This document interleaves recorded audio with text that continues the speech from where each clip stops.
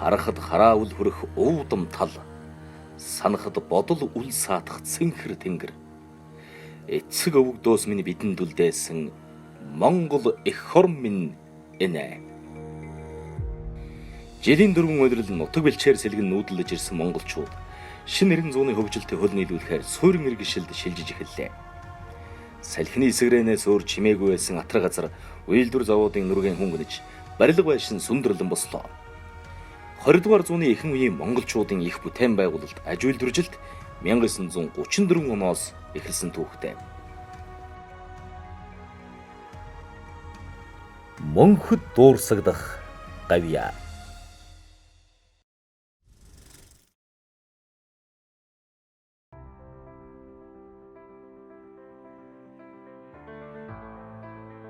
Хүн өөрөө нүсэр байгууламжийг бүтээдэгч түүнийг удирдан чиглүүлнэ гэдэг амаргүй.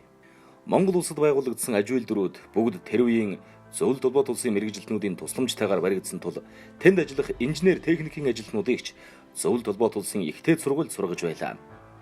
Өдөр ирэх тусам уйлдвэр завод өргөжийн хэрээр боловсон хүчин дутагдсаар байсан тул Монгол улс дотооддоо боловсон хүчин бэлтгэхээр шийдэж 1959 онд сайд нарын зөвлөлт тогтоол гаргаж улсын их сургуулийн тоо физикийн 3 дугаар курсын 23 оюутныг барилгын инженерийн ангид шилжүүлж төрөвчлсэн сургалтаар төгсгсөн байна.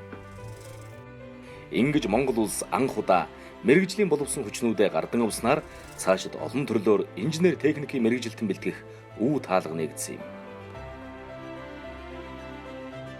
1959 онд математик физикийн ангийн оюутнуудаас бүрдүүлсэн 23 оюутантай барилга инженерийн ангийг нээсэн. За энэ бол 23 оюутнууд бол 1961 онд дипломон хамгаалж амжилттай төгсөж за тэрнээс л одоо ганцхан би бол одоо их сургуультай үлдэж 50 гаруй жил бол Монгол улсын их сургууль, шинжлэх ухааны технологийн их сургуулиудад багшилж байна. Ийхүү барилгын инженерийн салбарыг сэдвийн сод багш удирдан чиглүүлж байх зур улс орны хөгжилд өндөр мэдлэгтэй эдийн засагчид шаардлагатай болж 1959 онд эдийн засгийн дээд сургуульд аж үйлдвэрийн инженер эдийн засгийн салбарыг нээсэн байна. Энэ салбар 1947 онд Монгол Улсын их сургуулийн бүрэлдэхүүнд байгуулагдаж байсан эдийн засгийн салбараас эхлэлтэй. Түүнээс гадна Монгол орныхоо газар зүй байгалийн тогтоц эрдэс соёлыг судлан тогтоох геологийн мэрэгжилтнүүд хэрэгцээтэй болж сайд нарын зөвлөлийн 171, 112 дугаар тогтоолоор шинжлэх ухааны дээд боловсролын хүрээлэнд геологийн салбар байгуулахыг даалгалаа. 90 оны жилийн жилийг эхлэхэд бол Оросын дээд сургуулиас одоо алдартай 200 жилийн түүхтэй Ленинградын уулын институтын одоо багш Малкова, Львовын их сургуулийн багш Пекун гэдэг ийм хоёр хүн өргөдөж ирээд манай ууган геологч одоо дүүр сурангүй тэр үед үндсэндээ манайх одоо ганцлог геологчтой байсан гэж хэлж болох юм. Дүүр сурангүйг одоо сургууль байгуул гэдэг үүрэг өгөөд би анх сургуулиа төгсөж ирээд өнгөж одоо 1 жил хэртэ энэ уурхад жилж байсан намайг хамгийн түрүү ойроор нь одоо татаж ингээд хэдүүл одоо эхэлж геологийн сургуулийг нээж ажиллуулсан байгаа юм. Анхны 13 хүнийг одоо газар зүйн 3 дугаар ангиас одоо геологийн 3 дугаар анги болгоод 2-3 жилийн жилүүдийг богино хугацаанд жил 2 жилийн дотор бол нөхөж үзээд бусад бүх одоо програмт хичээлүүдийг дуусгаад ингээд төгсөн гарсан байгаа. Хэдийгээр төрөвчлсэн сургалтаар дотооддоо барилга геологийн инженерүүд бэлтгэсэн ч цаашлаад цахилгаан дулааны чиглэлээр мэрэгжилтэн бэлтгэхэд Монгол улс анхаарч улсын их сургуулийн байгалийн ухааны факультетийн харьяанд цахилгаан инженерийн анги нээж 1960-аас 1961 оны хичээлийн жилд цахилгаан дулааны мэрэгчлэр 48, иргэний ба үйлдвэрийн барилгын мэрэгчлэр 60, геологийн мэрэгчлэр 38 оюутныг элсүүлэн сургажээ. 55 онд их сургуулийн физик математикийн ангид суралцаад тэгээд 59 оны багш. Тэгээд 90 онд манай анхны цахилгааны анги нээгдэж тэр ангийн даасан багш байсан. Би 1960 онд Ховд аймгийн 10 жилээ төгсөөд 1960 оны 9 сард Монгол Улсын их сургуулийн цахилгаан анги оюутан болж байлаа. Байгаль ухааны факультетийн цахилгаан инженери анги гэдэг нэртэйгээр 42 оюутан хичээлж эхэлсэн. 1960-аад он. Энэ он жилүүд бүтээн байгуулалт аж үйлдвэржилтийн жилүүд байсан гэж хэлж болно. Өдөр бүхэн шинээр сүндэрлэн босох үйлдвэр заводод урд өмнө сонсож дуулж байгаагүй шинэ нэр томьёо, шинэ мэрэгжлүүд шил дараалан гарч байсны нэг нь механик инженерийн мэрэгжил байсан юм. Тэгээ механик гэдэг юм шинээр тэр онд нэгсэн. Тэр бол манай инженерийн одоо мэрэгжлүүдийн 5 дахь мэрэгжил юм да. Тийм механик инженерийн анги гэдэг. Тэгтээ жоохон юунах нь механик нь бас тодорхойгүй ингээд би 30 оюутан хэлсэн л дээ. Тэгэд механикийн дэнгим анх байгуулагдажсэн шүлжирөгчдийн эрхлэгч нь Батнасан багш, Ишнэн багш нь. Тэгээд тэнд Батбаяр багш, Цэвгсрэн багш бид гурав шинээр ирсэн. Ингээд зургуулаа болсон. Тэгээд тэнд бол техникийн механикийн багш нар голдуу байсан байна. 1959 оноос Монгол улс инженер техникийн боловсон хүчний бэлтгэж эхэлсэн ч тун удалгүй 1961 онд хөнгөн үйлдвэрийн механикч, 1962 онд автотеврийн механикч, 1963 онд гидр инженер, 1964 онд сантехникийн инженер, барилгын материалын үйлдвэрлэлийн технологи, барилга замын машины салбарууд тус нээгдэж, энэ салбаруудад суралцах оюутны тоо эрс нэмэгдсэн байна. 1964 онд инженерийн факультетэд бүтэц зохион байгуулалтын өөрчлөлт хийснээр барилга инженер политехникийн гэсэн хоёр факультет болгож, деканаар Бандийн Дамбинам, Гомбожовын Эренчин дорж нарыг томилон ажилуулжээ. Монгол Улсын их сургуулийн 1965 оны 12 сард төгсөөд ингээд цахилгааны инженер болж ирсэн. Манай төгссөн 25 оюутан тал нь цахилгааны инженерээр мэргэжлэр, тал нь дулааны инженерийн мэргэжлэр төгссөн юм байна.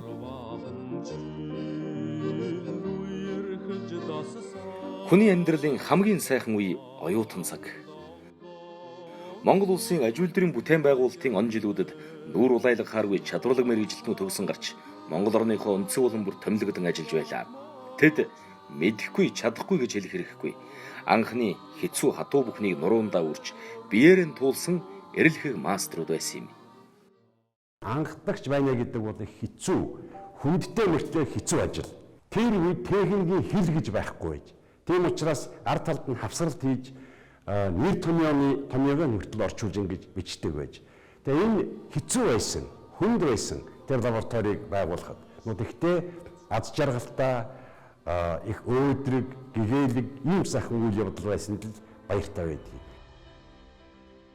Анх инженерийн мэргэжилтэн бэлтгэж байхад хичээл заах багш, лаборатори, тоног төхөөрөмж ихэхэн дутагдaltaй байсан хэдий ч 10 жилийн дараа инженерийн сургууль өөрийн гэсэн зүг чиг өнгө төрхөн олжээ. Тиймээс бүгд найрамдах Монгол Ард улсын сайд нарын зөвлөлийн 1969 оны 7 дугаар сарын 17-ны өдрийн 247 тоо тогтоолоор Монгол Улсын их сургуулийн бүрэлдэхүүнд политехникийн дээд сургуулийг байгуулах шийдвэр гаргасан байна. Политехникийн дээд сургууль нь барилга, эрчим хүч, геолог, уулуурхай, механик технологи, автотевр, инженер, эдийн засаг гэсэн 5 факультеттэй, мэргэжлийн 13 тэнхимтэй 5 жилийн сургалтын хөтөлбөртэйгээр зохион байгуулагдсан юм. Сургуулийн захирлаар Лувсангийн дугуйжив, хичээлэнгээр эхлэгчээр Батбаярын Лувсан цэрэн нарыг томилуулан ажилуулсан байна.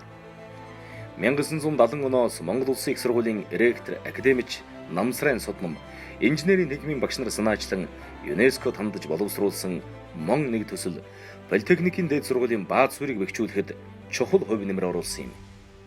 66 оны үед одоо манай их сургуулийн ректор байсан Содномгоо энэ Афганистанд олон улсын тийм хуралд очоод тэндээс нэг юм мэдчилс байна. Ерөөсөө Азийн орнуудад энэ техникийн сургууль байгуулахдаа нэгдсэн үндэсний байгууллагын тэр хөгжлийн хөтөлбөрөөс бол тусламж үзүүлсэн байна. Тэгээ ийм одоо юм байхад одоо бяд бол энийг хүсэл тавих хэрэгтэй гэж 66 нас засгийн газрын чиглэлээр хүсэл тавиад тэгээд 68 онд бол төвшөөрөгдөд ингээд ирсэн л дээ. Гэхдээ тэр төслийн бодвол нийт одоо өртөх нь 8 одоо сая Америк доллар. За нэг 2 сая орчим буюу үндсэндээ 25% тэр олон улсын нэгдсэн үндэсний байгууллагын хөгжлийн хөтөлбөрөөс гаргах. За наад одоо 6 одоо сая $dollarыг болоод манай талаас гаргах юм учиртай л байдаг. ЮНЕСКОгийн зүгээс бол одоо тусламж үзүүлнэ гээд тэгээд одоо манай факультетууд дээр чинь ЮНЕСКО-ийн зөвлөх гээд нэг улсууд гадны улсууд ирж сууж байлаа. 15 хүн ажилласан шүү дээ. Одоо ахлагч нууд бол тэр Николай Андреевич Болдов гэдэг юм хүн байсан. За тэгээд тэд нар бол ирээд одоо сургуулийн тэр ихнээ одоо мэрэгжлүүд зориулсан ямар лаборатори байгуулах вэ? За энэ лабораторид ямар тоног төхөөрөмж хэрэгтэй гэсэн ийм зураг төслүүд хийсэн л дээ. За манай эрчим хүчний сургуульд ихдээ цахилгаан техникийн онлайн лаборатори гэдэг цахилгаан машины лаборатори. За дулаан солид цааны лаборатори гэдэг мөн тэр үед зөвлөлтийн мэрэгжилтэн манай багш нартай хамтарч тэр стендийг сурлуулж байсныг бид одоо санаж байна. За ингээд энэ нэгдсэн үндэсний байгууллагын одоо ЮНЕСКОгийн одоо шугамар 40 багшийг ингээд үндсэндээ тэр үеийн зөвлөлтийн одоо ихтэй сургуулиудад 5 сар хүртэл хугацаагаар да ингээд явуулж мэрэгчд дэвшлүүлж байсан. Одоо тэр бол 69 онд Киевийн политехникийн дээд сургуульд 4 сарын хугацаагаар мэргэжил дэвшлүүлсэн. Ерөн зүгээр урсгал харуулж жилдээ 1-2 багш уулахын тэр тэнхмээс бол тийм бол байнга байсан л да.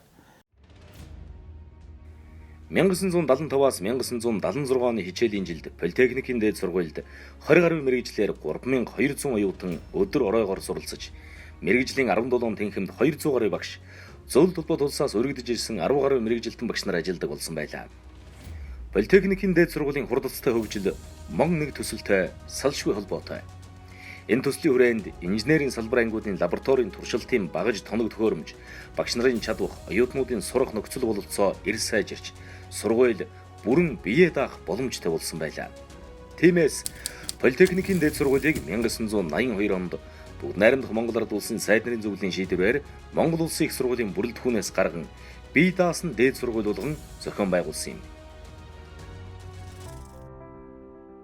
Политехникийн дээд сургууль бие даан гарсан дараагийн жил буюу 1982-оос 1983 оны хичээлийн жилд 40 гаруй мэрэгчлэр 5400 гаруй оюутан суралцуулж, 350 гаруй багш, 100 гаруй ажилтнтай Монгол улсын хөгжлийн түлхүүрийг гартаа хатгах инженер техникчдыг бэлтгэдэг томоохон сургуулийн нэг болсон байлаа.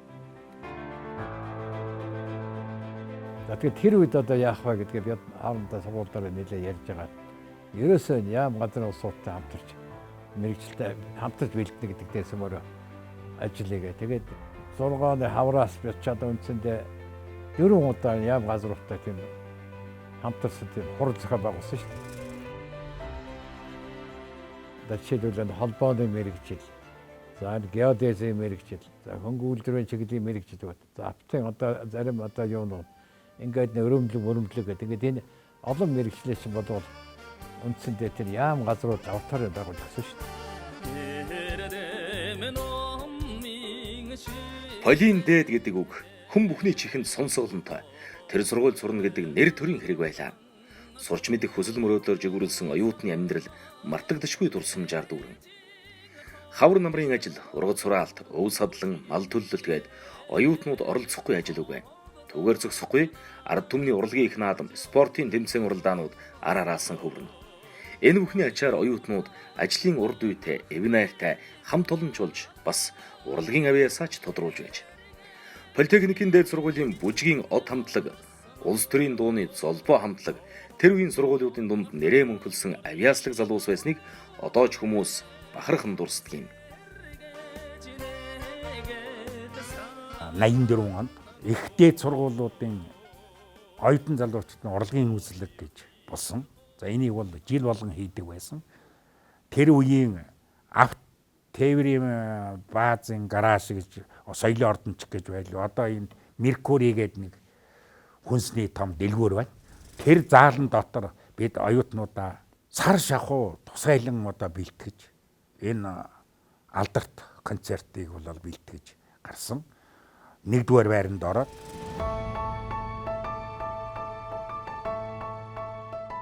үр дүнгийн одоогийн өнөөдөр манай энэ 3 давхарт байгаа тэр үед оюутны клуб гэдэг байсан. Одоо хурлын танхим юм шиг байгаа. Энэ танхимд одоо тоглолтоо хийж бүх их дээд сургуулиудын ректор удирдлагууд ирж үзэж оюутан залуучуудаа одоо шагнаж оромшуулж байлаа. Тэр ректоруудын донд манай одоо авдаа ректор нэг ийм үг хэлж байсан. Энэ манай политехникийн дээд сургууль урлагийн одоо үзлэгт 1-р байр эзэллээ. Ер нь улсын багшийн дээд сургууль гэж одоо урлагийн усуудыг бэлтгэдэг биш. Манайх бэлтгэдэг болсон юм биш үү гэж одоо хожигон ярьж яасан ийм одоо түүхтэй. Оюутан гэдэг оюун ухаанаа эрдэм мэдлэгээр хурцлах нэр. Тиймээс ч оюутнуудыг зааж чиглүүлж сургаж байгаа багш нарын эрдэм мэдлэгийг дээшлүүлэх үүднээс Политехникийн дээд сургууль 1984 оноос эрдэм шинжилгээний бичигтэй болсон бөгөөд 1988 оноос сургуулийн дэргэд эрдмийн зэрэг хамгаалуулах зөвлөлттэй болжээ. Танхимуудын дэргэд оюутны эрдэм шинжилгээний дугуйлан ажиллуулснаар оюутнууд багш нарынхаа хамтаар судалгаа шинжилгээний ажлыг нөхцөлийг бүрдүүлж өгсөн байна.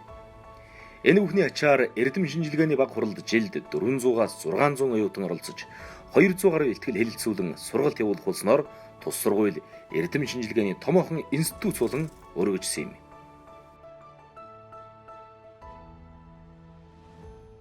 Залуу багш нарын эрдмийн ажил нэлээд одоо 4-5 жилийн дараа 1980-ад оноос эхлээд эрдмийн ажил нь бол нэлээд боловсролж докторийн зэрэг хамгаалах өөрөөр тухай дэд эрдэмтэн гэж байсан.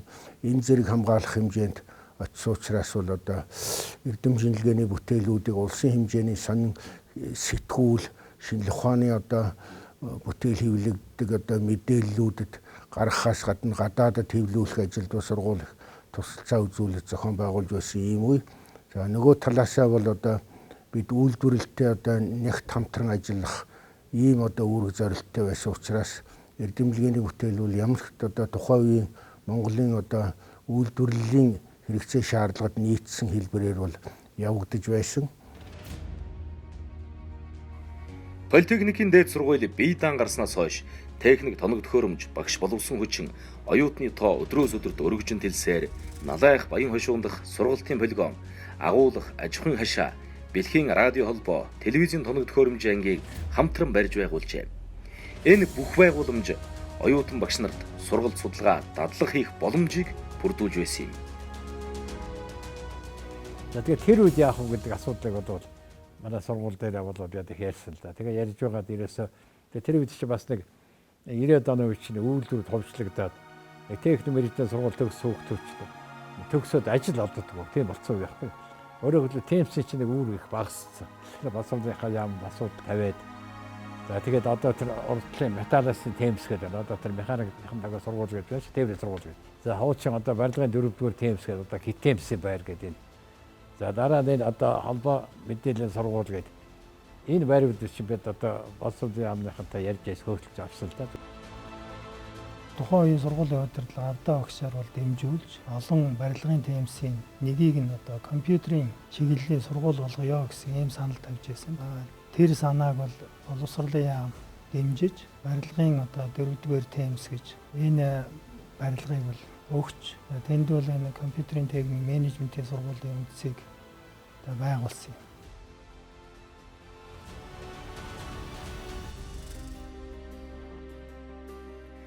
Монгол улсад инженер техникийн мэдлэгтэй боловсон хүчин төрүүлэн гаргахад тэр үеийн Политехникийн дээд сургуулийн удирдах ажилтнууд, багш сурган хүмүүжүүлэгчид, эрдэмтэн, доктор, өдөр тутмын сургалтын үйл ажиллагаа хариуцсан бүх хил хүмүүсийн ур чадвар, сэтгэл зүтгэлийг бахархан дурдахаас өөр аргагүй.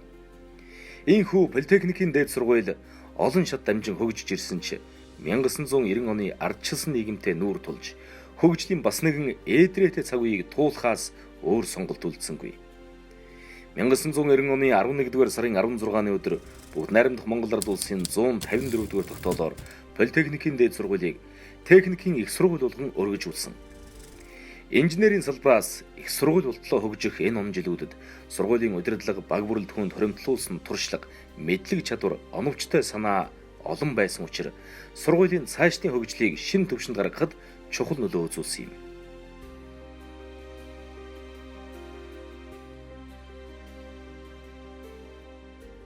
Тэгээ би анхныхаа одоо хамт олонтой уулзаж өөрийнхөө одоо нэг хөтөлбөрийг танилцуулахдаа бол 3 гол зүйлийг анхаарна гэж. За энэ хамгийн нэгдүгээрт нь бол сургалтынхаа чанарыг сайжруулахад анхааръя. Сургалт эрдэм шинжилгээний ажлыг бас дээш нь татах асуудал. За гуравт нь бол багш нарын нийгмийн асуудал гэсэн ийм 3 чиглэлээр бол өөрөө хөтөлбөр танилцуулж байсан. Техникийн их сургуулийн холбоо харилцаа амжилттай хөгжиж 5 жилийн дараа буюу 1995 он гэхэд 4 твийн 15 орны 40 гаруй ихтэй сургууль эрдэм шинжилгээний байгууллагуудтай холбоо тогтоож хамтын ажиллагааны гэрээ байгуулчихсан байлаа. Их сургуулийн төвлөрлөг сааруулж 17 бүрэлдэхүүн сургуулийг байгуулан сургуулиудын удирдлагад төсөв хөрөнгөө бие даан зарцуулах эрх олгосон юм.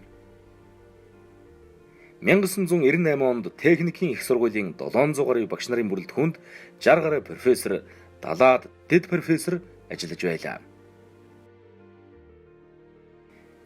Техникийн их сургуулийн удирдлагын багаас багш оюутнуудад эрдэм шинжилгээний судалгаа хийх нөхцөл боломжийг бүрдүүлэх үүднээс Тэнхимийн зохион байгуулалтаас профессорын багийн зохион байгуулалтад шилжүүлэн эрдэм шинжилгээний лабораторийг өөрсдийн хөрөнгөөр барьж байгуулсан агсан түвшний сургалтыг дэмжих судалгааны их сургууль болох үнд суурийг тавьсан байна.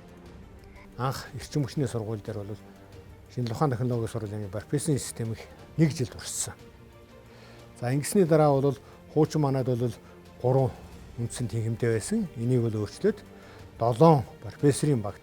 Энэ яг хөглөө тухайн сургуульд эрдэм хэмжээ явуулдаг баг хамтлагыг бол судалгаан чиглэсэн чиглэлээр бол үйлдвэрэл сургалт эрдэм хэмжээг бол ойртуулж ингэж ирсэн үе юм байгаа. Техникийн их сургууль аль ч нийгмийн хатуу шалгуурыг сөрөн зогсож Монгол улсынхаа техник технологийн хөгжилд шинэ алхам хийхээр зориулсан хэм бүхэнд нээлттэй бас хатуу шалгууртай байж хаанч нүүр улайхааргүй мэрэгжилтэн бэлтгэхийн төлөө олон жилийг зориулж олон ч бодлого шийдвэр боловсруулсан. Түүний нэг нь анх удаа кредит системийг ихтэйд боловсруулалтын системд нэвтрүүлсэн түүхтэй. Шинжлэх ухааны технологийн их сургуулийн нэг бүрэлдэхүүн сургууль болох компьютерийн техник менежментийн сургуульд 1 жил одоо энэ кредит тогтолцоог туршин нэвтрүүлээд за тэгээд энэ мань бол Монголын дээд боловсролын системд одоо байж болох энэ тогтолцоо гэдгийг бол бид олж тогтоогоод за тэгээд дараа жилээс нь бол шинжлэх ухааны технологийн их сургуулийн хэмжээнд бол бүхэлд нь одоо энэ тогтолцоог хэрэгэлсэн. 2000 он монголчуудын хувьд бэлэгшээх сайхан он тооллын эхлэл байлаа. Техникийн их сургуульч бүтэц зохион байгуулалтын хувьд өөрчлөгдөн Монгол Улсын засгийн газрын 2001 оны 181-р тогтоолоор шинжлэх ухааны их сургууль болгон зохион байгуулсан байна. Энэ үед шинжлэх ухааны технологийн их сургууль 15 бүрэлдэхүүн сургууль, 40 тэнхим, 646 профессор багштай, 21,000 гаруй оюутантай, 3 лицей сургуультай шинжлэх ухааны үйлдвэрлэлийн том цогцлбор болсон байлаа. Ер нь дэлхийн жийдсэн номын сан бол их сургууль бол номын сантай байх ёстой юм гээд энэний суурь шавыг тавьсан. За энэ маань бол одоо амьдралд хэрэгжээд өнөөдөр бол шинжлэх ухааны технологийн сургуулийн нэг гол чухал объект мэдлэг түгээдэг ийм орд харш болж ингэж сөндөрлсөн. Энэ он жилүүдэд шинжлэх ухааны технологийн их сургууль техник технологийн шинэ 90 үеийг бүтээлцэх мэрэгжилтэн бэлтгэхийн тулд сургалтын хөтөлбөрөөр өөрчлөх, бусад орны сургуультай хамтран ажиллах, гадаад харилцаагаа өргөжүүлэх үүднээс 30 гаруй орны 200 гаруй ихтэй сургууль байгуулгатай хамтын ажиллагааны гэрээ байгуулсан байлаа. Японы засгийн газрын Вайт төсөлд шинжлэх ухааны технологийн их сургууль амжилттай оролцож, интернетийн сургууль байгуулж анх удаа Монгол оюутнуудад Японы эрдэмтэн профессорууд онлайнаар хичээл зааж байсан бас нэгэн шинэ ололт амжилтын эхлэл байсан юм. Ректорын одоо хөтөлбөр гэдэгтэй бол 250 айлын хорон сууцыг барьж багш нараа оруулна гэсэн тийм зорилго тавьж ажилласан. Энэ дээр бол яг зүгээр 250-тай арай хүрээгүй 210 айлын хорон сууцыг барьж залуу багш нараа оруулсан. Тэр үед бол манай олон залуу багш нар бол орон сууц байргүй төвөгтэй байсан. Тэгээд бүх залуу багш нар бол үндсэндээ тэр байранд бол ороод байраар бол хангагдсан.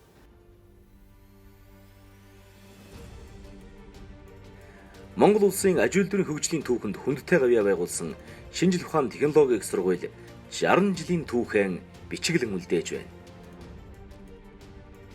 Энэ мөчлөгийн түүхэнд анх 25 барилгын инженерийн ангийн оюутныг элсүүлэн сургаж байсан энэ салбар шинжлэх ухааны технологийн их сургууль болтлоо хөгжин дэвших хугацаанд Ахмад багш, доктор, профессоруудын ариун баялаг туршлага мэдлэгээр үнд суурьан тавьж, үе үеийн өвгөн буурлаас цэл залуухан инженеруудыг тасралтгүй бэлтгэсээр иржээ. Өнөөдөр шинжлэх ухааны технологийн их сургууль бүрэлдэхүүн болон харьяа 11 сургууль, бизнесийн болон инженерийн агсан төвчний сургууль, Колсын технологийн коллеж, шинжлэх ухааны технологийн их сургуулийн харьяа ерөнхий боловсролын ахлах сургууль, эрдэм шинжилгээний 4 хүрээлэн, сургалт судалгааны 46 төв, судалгааны 18 профессорын баг, 101 тусгай зориулалтын лаборатори, 2000 гаруй багш ажилтнтай, 20 гаруй мянган оюутантай Монгол улсын тэргүүлэх их сургууль, шинжлэх ухааны судалгааны томоохон төв болон хөгжиж байна. Шинжлэх ухааны технологийн их сургууль байгуулагдсан цагаас хөгжлийн зорилтоо тодорхой дэвшүүлсээр иржээ. Шинжлэх ухааны технологийн их сургуулийн сургалт судалгааны ажлын төвшин олон улсын жишгт нэгэнт хүрч бүтээл тойрволын их бүтээн байгуулалтын өндөр амжилтаар угтаж байна. Их сургуулийнхаа нэгэн жарны түүхийг 6 ботоор бүтээн тойрвож их сургуулийн 60 үндсэн сурах хүчгээ шинээр болон шинэчлэн бичиж хэвлүүллээ. Мөн их сургуулийн эрдэм шинжилгээ инновацийн шин төв болох хичээлийн 8 дугаар байрыг барьж ашиглалтанд орууллаа. Энэ бүхэн бол манай их сургуулийн цаашдын хөгжилд чухал ач холбогдолтой их бүтээн байгуулалт байлаа. Шинжлэх ухааны технологийн их сургуулийн хамт олон бид төрлөх сургуулиас цаашид улам хөгжүүлж, олон улсад нэр хүндтэй энтерпренер их сургууль Булгахын сацуу судалгаанд суурилсан Аз ТV-ийн тэргүүлэх 100 их сургуулийн нэг болгох их зорилтыг өмнөө дэвшүүлэн тавьж ажиллах болно. Шинжлэх ухааны технологийн их сургуулийн үе үеийн ахмадууд, нийт профессор багш нар, ажилтнууд, оюутан суралцагчид, төгсөгчид, дэмжигчиддээ их сургууль байгуулагдсны түүх 60 жилийн ам баярын халуун мэндийг өргөн дэвшүүлж, улс эх орноо болон төрлөх сургуулиа хөгжүүлэхийг хүлцтэй улам их амжилт гаргаж, эрүүлийн хаз жаргалтай сайн сайхан байхыг хүсэн өрөөё. Эцэг өвгдийн буурал түүхийг эх орн үүрнэ. Эх орныхоо хөгжлийн түүхийг бид үүрнэ. Монгол улсын цохилох зүрх, хөдөлгөх хүч болсон үе үеийн шинэ боловсон хүчин, мэрэгжлийн инженерүүдийг дотооддон бэлтгэхэд шинжлэх ухааны технологийн их сургуулийн гавьяаг бахархан дурсаж, бардамнан хэлэх эрхтэй бид. Монгол улсын одоо аж үйлдвэр, эдийн засгийн хөгжилд их хамгийн их том үр гүйцэтгэсэн сургууль болов шүтээс. Тэд бүтээсэн ирээдүгээрээ гүүр хийж, хөгжүүлсэн түүхээрээ алдран мөнхлөн 100 салхи элен өнгөрөх хэдий ч 100 дуурсагдах гавьяаг элээж арилгах нь үгүй билээ.